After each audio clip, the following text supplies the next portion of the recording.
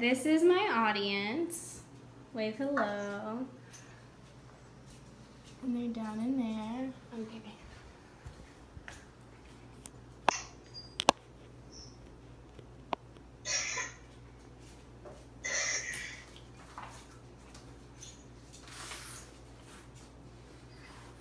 Okay, and we're starting.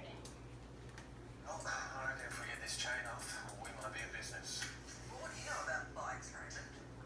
You only have to look at the shoddy job you've done on the sprinkler system to see how handy you are.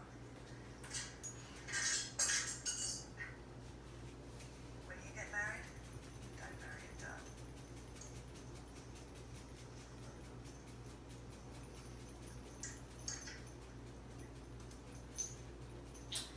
Sticks and stones may break my bones, but words will never hurt me. The reality is that words do hurt, but not always in the same way that breaking a bone does. The really sad thing, though, is when we let those words continue to float around in our minds and hold us back from literally anything. Today, I hope to persuade you that verbal abuse is just as destructive as physical abuse, and convince you to spread kindness and remind others it does still exist. First, we will discuss the difference between the ways that verbal and physical abuse are both destructive, and then we will talk about how verbal abuse causes emotional pain and what that entails, and lastly, how you can stop verbal abuse from happening. So let's start by comparing and contrasting physical and verbal abuse. According to loveisrespect.org, an organization that advocates use to stop and end dating abuse, physical abuse can include things like punching, hair pulling, throwing something at you, biting, strangling, etc. We can all picture these things pretty easy. The words themselves paint a vivid image.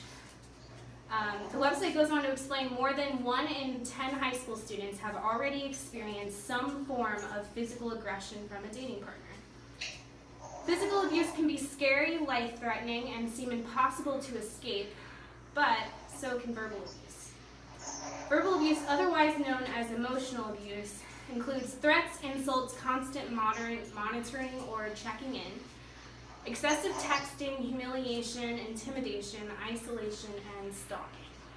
Some people can find it easy to push these things away or out of our lives and move on, but sometimes the abuse can be so bad that the victim begins to believe what is being said to them.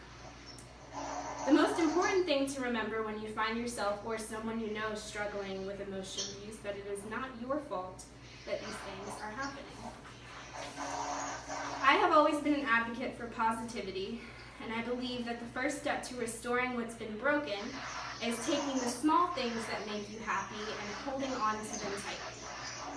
But when we allow those things, people say, to hold on to our thoughts, you can find yourself experiencing emotional pain.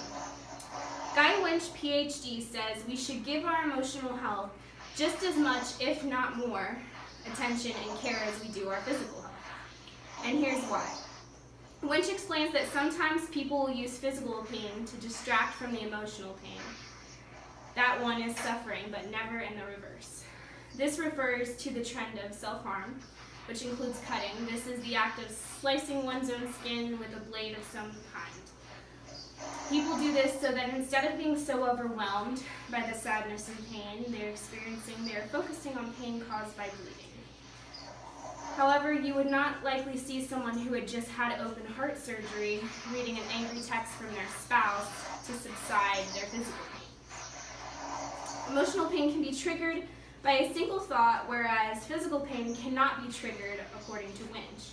For example, saying that growing up people make fun of you and call you fat constantly, and soon you start to believe it. You start working out and eating less and less, but no matter how much weight you lose, you still feel fat because of all the verbal abuse as a youth. You grow up, and therapy is helping. You're no longer so underweight that you are unhealthy, and you feel the best you felt in years.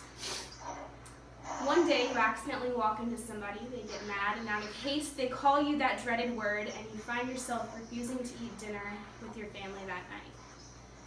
Verbal abuse has the ability to change the way one thinks, as we discussed, but how can we break the trend?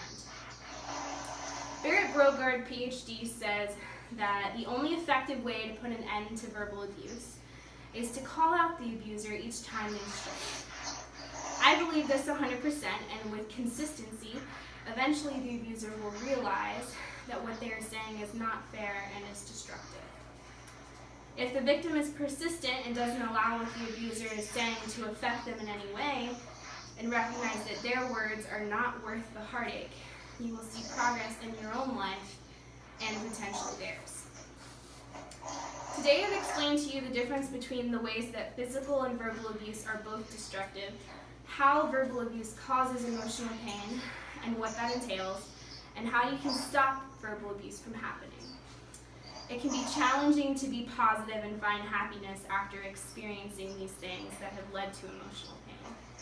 I challenge you, no matter if you've experienced either, to take the time to reflect and realize that you have so many things to be thankful for and happy about. Recognize the beautiful things that are around you and spread kindness through your words, because they are more destructive than you may have first realized.